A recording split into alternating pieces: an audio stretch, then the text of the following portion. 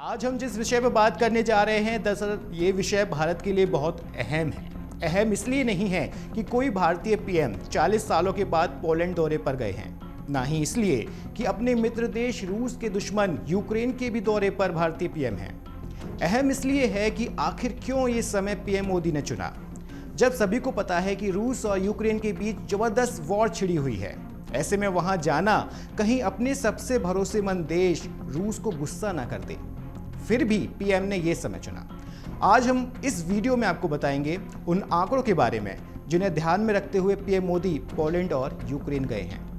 भारत इन दोनों देशों के बीच होने वाले व्यापार के बारे में, जो भारत को आने वाले समय में विश्व की तीसरी सबसे बड़ी इकोनॉमी बनाने में अहम होगा। नमस्कार, मैं शुभम उपाध्याय और आप देख रहे हैं अमर उजाला। चलिए शुरू करते हैं।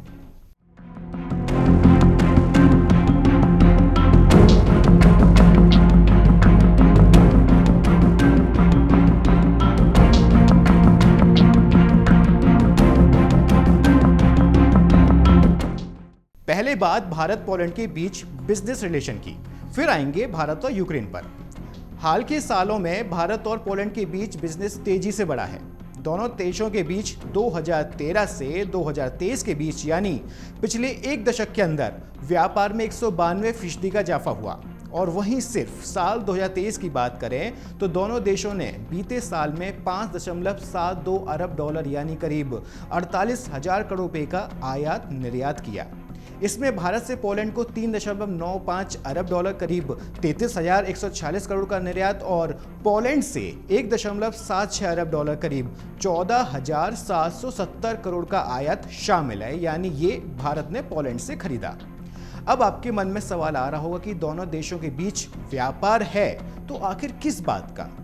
आपके उस सवाल के लिए बता दें कि भारत पोलैंड को कई किस्म के कपड़ों के साथ साथ रसायन, फार्मास्यूटिकल्स, इंजीनियरिंग और इंफॉर्मेशनल टेक्नोलॉजी की सर्विस उपलब्ध कराता है, जबकि पोलैंड भारत को मशीनरी, इलेक्ट्रॉनिक और मैकेनिकल इक्विपमेंट्स का निर्यात करता है। इस बीच एक निवेश का ये आंकड़ा भी आप जान लीजिए, जो कि बहुत ज़रूरी है आपको बताना। भारत ने पोलैंड में 3 अरब डॉलर यानी 25,178 करोड़ से ज़्यादा का निवेश किया है। इसमें आईटी और आईसीटी मतलब इंफॉर्मेशनल कम्युनिकेशन टेक्नोलॉजी से जुड़ी कंपनियां हैं। इन भारतीय कंपनियों ने पोलैंड में करीब 10,000 लोगों को रोजगार दिया हुआ है। तो अब आप समझ ही गए होंगे कि क्यों पीएम मोदी का ये पोलैंड दौरा अहम माना जा रहा है। चलिए अब बात करते हैं भारत और यूक्रेन की। पोलैंड के बाद पीएम मोदी यूक्रेन के दौरे पर हैं। एक तरफ जहां रूस के साथ यूक्रेन वॉर में है और इंडियन पीएम रूस के दुश्मन देश में दौरा कर रहे हैं, तो ये अपने आप में एक बड़ी इंटरनेशनल ब्रेकिंग न्यूज़ बन जाती है। पर हम यहां आपको भारत और यूक्रेन के बीच उस व्यापार को बताएंगे जो आने वाले सालों में दोनों देशों के भविष्य के लिए अहम साबित हो सकता है।